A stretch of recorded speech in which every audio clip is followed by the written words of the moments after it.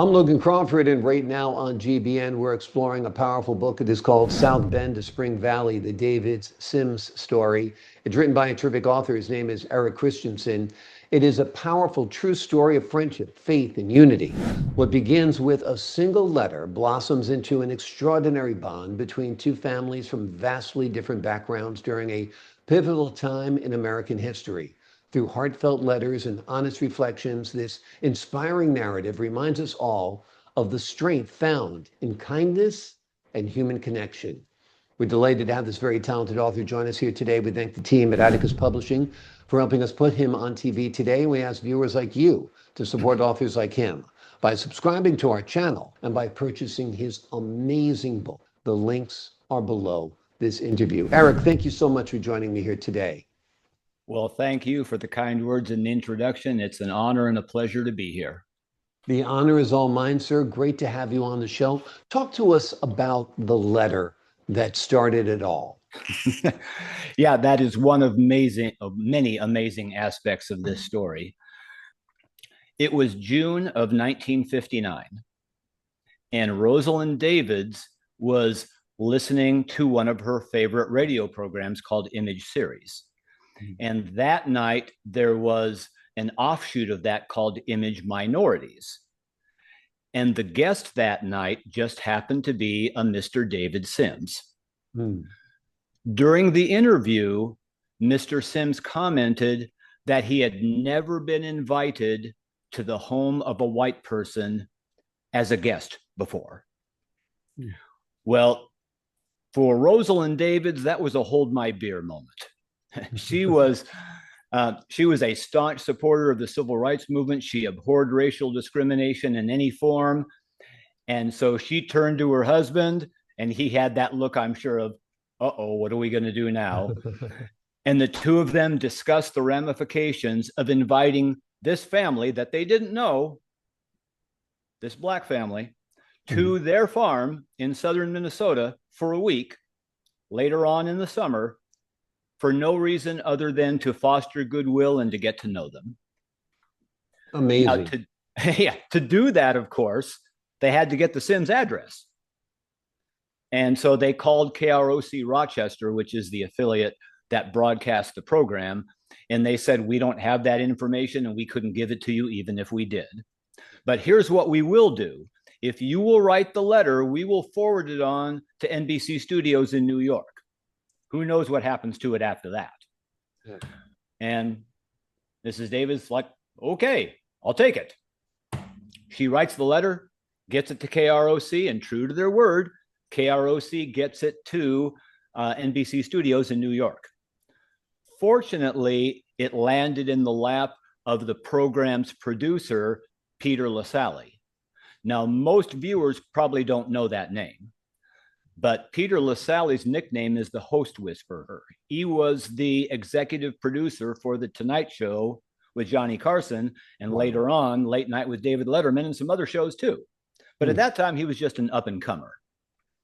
So he reads the letter and thinks, oh my goodness, this letter needs to get into Mr. Sims' hands. I got to make sure that it does.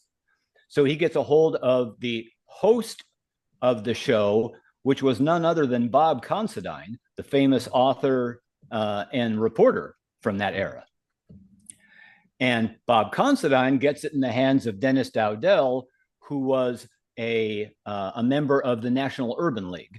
And that's the guy that had hired Mr. Sims to come and be on the interview. And so then Dowdell gets the letter to Mr. Sims. Now, of course, 2 months later from when it was sent, but still, he got it. Now, imagine being a fly on the wall when Mr. Sims opens this letter from somebody he doesn't know and begins to read it and realizes that this white family in southern Minnesota is inviting him and his wife and 8 kids, soon to be 9, to their farm in southeastern Minnesota, like I said. Amazing. Incredible. Well, of course, lots of folks had all sorts of opinions about that, like, don't go, it's a ruse, you're going to get lynched. But for whatever the reason, Mr. Sims believed in the sincerity of Rosalind's letter, as did the family members too. And so he wrote her back and said, "Thank you so much for the invite. It means the world to us. We just can't come right now because I've been unemployed for a while and I just got back to work. So our family needs the income. It's our only source." Yeah. Well, then Rosalind wrote her back, and that's fine. It's an open invitation. Come whenever you can, if you want to. And that sparked a back and forth letter correspondence between the two families for years. Amazing. Absolutely amazing. How did you find out about this story? Amazing story number two. To clarify for the audience, the Davids are the white family and the Sims are the black family. Mm-hmm. The Davids have a daughter, Joyce. It's their oldest child. Mm-hmm. And I married her in 1978. Wow. But at the time that all of this was going on, she was 5 years old. Mm-hmm. Well, the events surrounding the friendship actually made national news, in fact, international news even. And those events so profoundly impacted Joyce that she vowed that someday she was going to write a book about it. Hmm. And as it turns out, her mom had kept a scrapbook of the correspondence between the two families, as well as news articles that she'd clipped about all the various events. So Joyce was bound and determined someday she was going to write a book. But of course, someday never comes because a book is hard to write. And probably the hardest part is getting started. Right. Well, a few years ago, her health began to deteriorate. Mm. And she figured, oh boy, if I'm going to write this book, I better get to it. Well, the first step was to take all of those letters written 60 some years ago, faded over time and in cursive, and type them up and get them on our computer. Wow. And she got about a third of the way through that, and she had diabetes and some other struggles, and it just couldn't do anymore. And she said, Eric, could you pick up where I left off? And I said, well, of course. Now, understand, I didn't know much at the time. Yeah. I knew that the Davids and the Sims got together. They were the two families corresponded and all that. And I think they met at the farm, but I didn't really know that much. Joyce didn't talk about it much. But as I read the letters, as I was transcribing them, I got to realizing, wow, this is an amazing story. I can see why she wants to write a book about it. So I read the other letters that she'd already typed up for context. And several months later, finally, I had all the letters typed up. But by then, we had also discovered that she had stage 5 kidney failure. Yes. So dialysis wasn't an option. And so we opted for hospice care. I don't think I can get through this without choking up because I never do. Yeah. It's very, very hard. But as she lay on the hospital bed in our living room one night, she took my hand and she looked at me and she said, Eric, finish what I started. And, I promised that I would. Yeah. But not right away, mind you. Joyce was the love of my life, and I was so grief-stricken for so long that I didn't want to do anything except die. I didn't want to go on without her, but I knew I needed to. But then a little voice began to pop up in my head. Eric, you promised you would write the book. It's time. And I ignored it for a while until finally the voice got loud and started swearing at me. Eric, write the damn book. Okay, I'll write the book. So then it was just a matter of getting back into Rosalind's scrapbook and going through everything, rereading the letters, getting them in chronological order, and then realizing, because it was Joyce's dream to just tell the story with the letters. But I knew that that wasn't going to be sufficient because there's gaps in between the letters, and sometimes the letters will allude to a topic that needs to be flushed out more. So then it was up to me to fill in the gaps with my commentary from things that I had gleaned from my personal relationships and from news articles. And lo and behold, as I put things together, 11 months later, the book was done. Amazing. Other than some final tweaking, which is pretty amazing since I've never written a book before. Yeah. It was a labor of love, I think, in honor of your wife, no doubt. It was. and that she started and you finished, and that's a Yes. wonderful connection.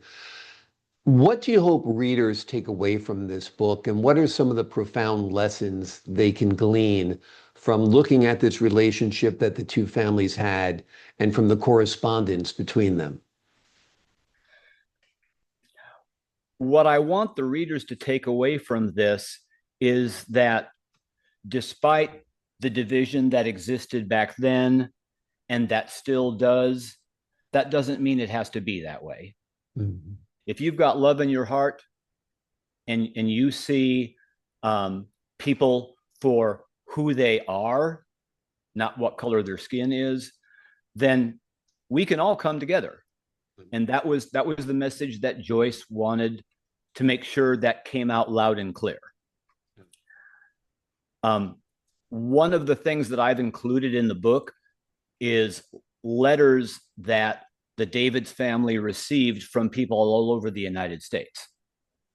About half of them were positive, and about half of them were negative. And some of them were really awful and vile. Sure. So bad that I couldn't put them in the book. Partly because of the language and partly because it didn't fit with what I was trying to do. I was trying to write an inspirational story, a feel-good story, something that when you feel like, God, is there any hope for humanity based on the way we act towards each other? Yes, there is. If you can be like the Davids and the Sims and you can see folks for who they are on the inside and love them, Christian or not, they were Christians, but don't have to be a Christian to appreciate the story, then the world would certainly be a whole lot better off. Is there a particular passage in the book or a letter that you read that had perhaps the greatest impact on you? Or is it more like in their totality they have the impact? Yeah. If I had more time to think about it, I'm sure I could come up with one letter, but it really was the totality. As I was reading through those handwritten letters and getting them type up on the computer, that's when I was realizing, oh my gosh. I mean, I knew my mother-in-law was incredible. You've heard all the mother-in-law jokes. Well, that wasn't mine. She was the most incredible person I've ever met. But the Sims were equally incredible. And the more that I read of the letters, the more that I realized this is a story that needs to be told. Whether I tell it or somebody else tells it, people need to know about this. It's that impactful. This is literally a piece of history, and folks should know about it because it's just that inspirational. Absolutely. We're glad you put it down on pen and paper. It's an incredible story. It is a part of history that would have gone unnoticed or unknown had it not been for Eric and his wife, Joyce. The name of the book we're talking about today is South Bend to Spring Valley, the David Sims story. It is a testament to how compassion and courage can change lives. Eric, thank you so much for joining us here today. It was absolutely my pleasure. Thank you so much. I appreciate your insight, your wisdom, and your candor to the folks at home. I'm Logan Crawford for the Global Book Network. So long for now.